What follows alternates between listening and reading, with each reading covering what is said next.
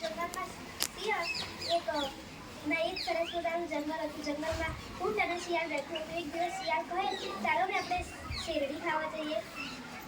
એટલે ઊંટ કહે, સારું. સવાર પડી અને શિયાળને ઊંટ ચાલ્યા શેરડી ખાવા. પછી ચાલતા ચાલતા એક નદી આવે. નદીના શિયાળ કહે કે મને ચાલતા નથી આવડતું. ઊંટ કહે, ચિંતા ના કરો, મારી પીઠ પર બેસી જાઓ.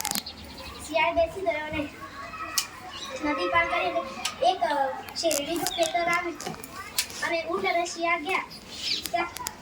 ઊંટ કહે કે પેલો ખેતરનો માલિક ઊંધો છે, બખાડા ના કરતો. ત્યારે શિયાળ અને શેરડી ખાવા પડે. પછી શિયાળ કહે કે મને તો ગાવાનું મન થાય છે. એટલે ઊંટ કહે, ના, પેલો ખેતરનો માલિક જાગી જશે. શિયાળ તો ગાવું મળ્યું. પછી ખેતરનો માલિક ગાવા મળે અને શિયાળ ઉડી ગયું. પણ ઊંટ શેરડીના સાંઠા વચ્ચે ફસાઈ ગયું. ત્યારે ઊંટને ખેતરના માલિક એવો મારે. પછી ઊંટ બહાર આવીને કહે કે ચાલો હવે જંગલમાં. પછી શિયાળ ઊંટના પીઠ પર બેસી ગયો અને નદીના વચ્ચોવચ્ચ ઊંટ કહે કે મારે તો આળોટવાનું મન થાય છે.